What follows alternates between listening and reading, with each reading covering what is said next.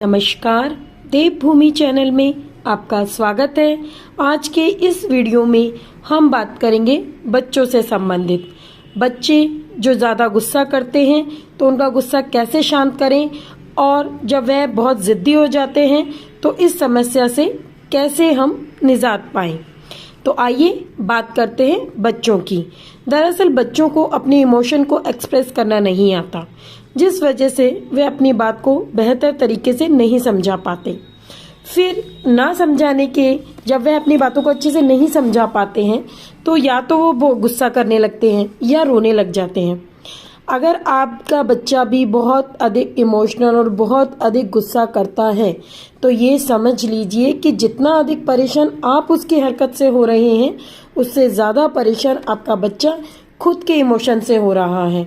मतलब हमें तो बुरा लगता ही है ये देखकर कि बच्चा बात बात पर गुस्सा कर रहा है, गुस्से से बात कर रहा है, या छोटी छोटी बात पे रोने लग जाता है, जिद करता है, कहना नहीं मानता। लेकिन आप यकीन मानिए कि आपको सिर्फ ये देख के बुरा लग रहा है, हकीकत में इसका सबसे ज़्यादा बुरा असर बच्चा स्वयं भुगतता है। उसके अंदर स्वयं बहुत सारी परेशानियां हो जाती हैं, बहुत सारी उसको दिक्कतें हो जाती हैं। तो आज जो मैं आपको इस वीडियो में बताने वाली हूँ वह दो तरीके के उपाय हैं। एक है व्यवहारिक रूप से और दूसरा है पूजा पाठ से संबंधित। बच्चे को ये सिखाना है कि जो चीज़ आपको नहीं पसंद है आप आराम से बोलो कि मुझे ये चीज़ नहीं पसंद है, तो आपकी बात सुनी जाएगी। आप अपने घर के माहौल को भी ऐसा रख सकते हैं कि बच्चा आसानी से बिना डरे आपको अपनी सारी बातें बताए, सब आपसे शेयर करे, अपनी फीलिंग्स आपको समझा पाए, और कोई भी ऐसी बात हो जो वो है उसको परेशान कर रही है या उसको अच्छी नहीं लग रही है, या बाहर किसी का व्यवहार या घर में किसी का व्यवहार उसको परेशान कर रहा है, तो वह आपको आराम से बता सके। आपको अपने घर का माहौल ऐसा ही रखना है और आपको अपने बच्चे के साथ भी ऐसा ही मित्रतापूर्ण व्यवहार रखना है। वैसे भी किसी विद्वान ने ये कहा है कि 5 साल के तक जो बच्चा होता है उसको प्यार से समझाया जाता है। 10 साल की उम्र में उसके साथ मित्रता का व्यवहार करना चाहिए। जब वह 10 साल का हो जाता है तो उसके साथ मित्रतापूर्ण व्यवहार रखना चाहिए, उसका मित्र बनना चाहिए।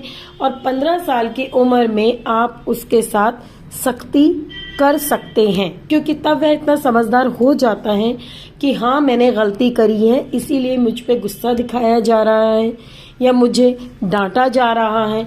लेकिन जो 5 साल तक के बच्चे होते हैं उनको इन चीज़ों की कोई समझ नहीं होती है, उन्हें जो अच्छा लगता है वह वही करते हैं। तो ये आपको अपना संयम बना के रखना है, आपको अपने पेशेंस लेवल को इतना अच्छा रखना है कि जब आपको गुस्सा आए तो अगर उस टाइम में बच्चा भी आपको परेशान कर रहा है तो आपको थोड़ी देर के लिए शांत होकर पहले बच्चे को सुनना है।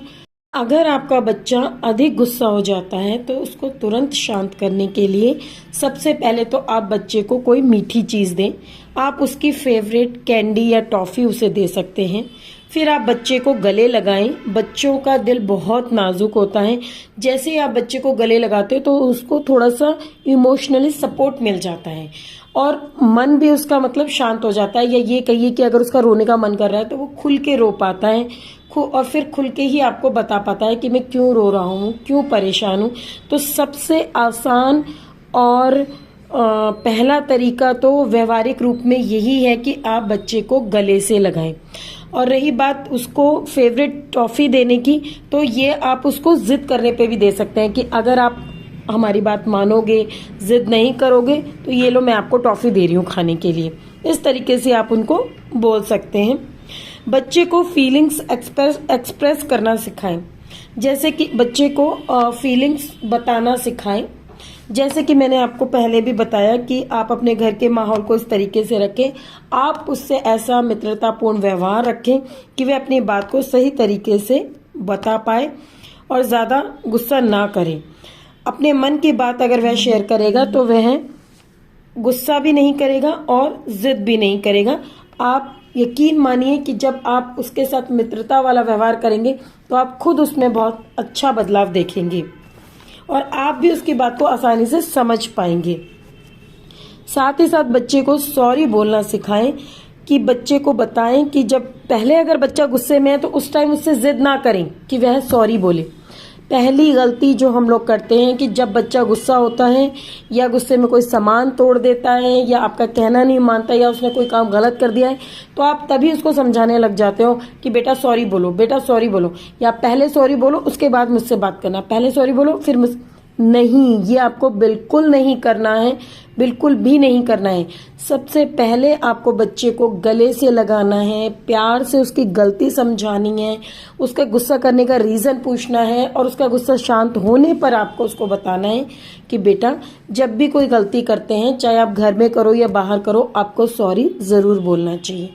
सॉरी बोलने से आपकी गलती सामने वाला माफ़ भी कर देता है और दूसरा सामने वाला को अच्छा लगता है कि आपने अपनी गलती को माना है। तो किसी बच्चे को बाहर भी किसी से लड़ाई हो जाती है तो बाद में ये चाहे वो बाद में जाकर सॉरी बोले, लेकिन आपको उसको यही सिखाना है कि आपने गलती करी है तो आपको सॉरी बोलना ही बोलना है। इसी से बच्चे को दूसरे के प्रति अपनी जिम्मेदारी समझ में आती है। आइए अब हम बात करते हैं पूजा पाठ से संबंधित उपायों की। आपको करना क्या है कि हर मंगलवार और हर शनिवार को हनुमान जी के बाएं पैर का सिंदूर, हनुमान जी के बाएं पैर का सिंदूर हर मंगलवार और हर शनिवार को बच्चे के मस्तक पर लगाना है। जैसे कि तिलक लगाते हैं ना बच्चे के मस्तक पर, माथे पर, ऐसे बच्चे के माथे पर हनुमान जी के बाएं पैर का सिंदूर आपको लगाना है।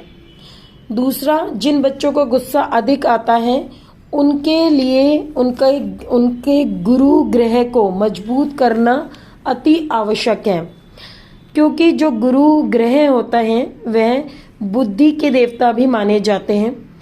तो आपको उसके लिए क्या करना है, बुधवार की रात को बच्चे के सिरहाने शहद से भरा हुआ पात्र रखना है और अगले दिन, मतलब बुधवार की रात को आपने सिरहाने के पास शहद से भरा पात्र रख दिया और अगले दिन गुरुवार को मंदिर में जाकर उस पात्र को, जो शहद से भरा हुआ पात्र है, उसे दान कर दे।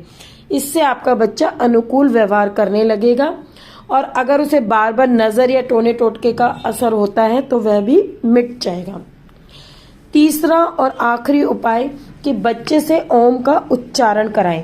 बच्चे भगवान का रूप होते हैं, इसलिए जरूरी नहीं कि सुबह में उठकर ही करें, नहाने के बाद करें।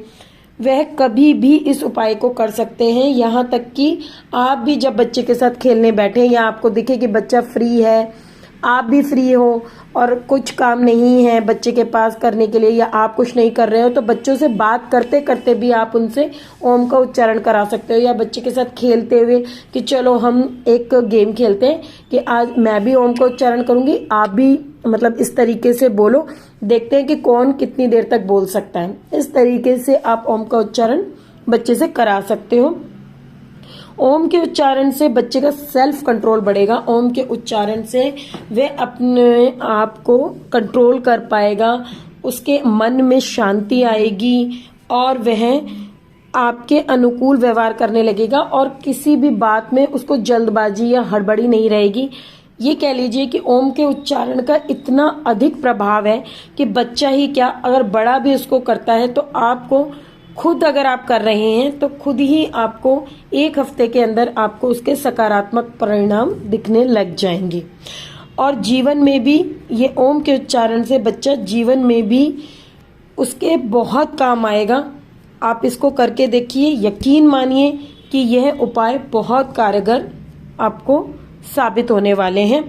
ओम के उच्चारण में एक बात और मैं कहना चाहूंगी कि ओम का उच्चारण करते समय जब हम ओम बोलते हैं तो हम ओ को जितना लंबा खींच सकते हैं उतना लंबा हमें उसे खींचना है। फिर उसके बाद ओ के बाद म, फिर हमें म को भी जितना लंबा खींच सकते हैं उतना लंबा खींचना है।